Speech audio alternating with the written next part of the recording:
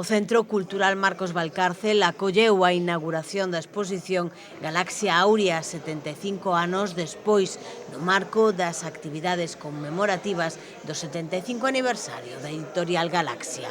A mostra, organizada coa colaboración da Deputación Provincial de Ourense, propón un percorrido pola vinculación histórica entre a editorial Galaxia e a provincia que xogou un papel fundamental no desenvolvemento da cultura galega contemporánea. Eu non creo que non podamos esquecer ese matiz de ese movimento político-cultural, o prepararnos aos que empezábamos a ser mozos daquela, bueno, eu nin era mozo, por suposto, era máis novo, pero prepararos para a chegada da democracia.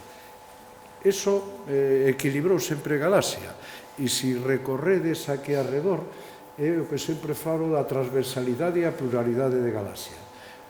Eran dunha pluralidade excepcional e dun respeto entre eles extraordinario. Eu creo que iso é o que nos inculcaron e por eso sigue Galaxia sin grandes dificultades como esa idea. A mostra comisariada pola profesora e investigadora Patricia Arias destaca a presenza ourensá nos fitos máis relevantes da historia da editorial, no primeiro Consello de Administración, na dirección de proxectos ou mesmo na creación de institucións culturais como a Fundación Otero Pedrallo.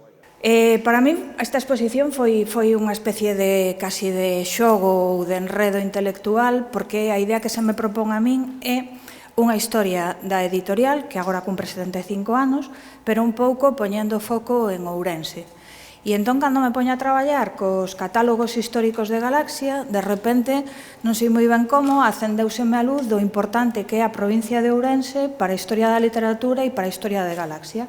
Entón, nos paneis que están aquí expostos, que son 14 paneis con texto máis 2, que son un pouco a presentación da exposición, pois nunha simple ollada pódese ver como o que fomos facendo foi asociar distintos lugares da provincia a distintos aspectos que eran moi relevantes na historia da literatura e ao mesmo tempo na historia de Galaxia.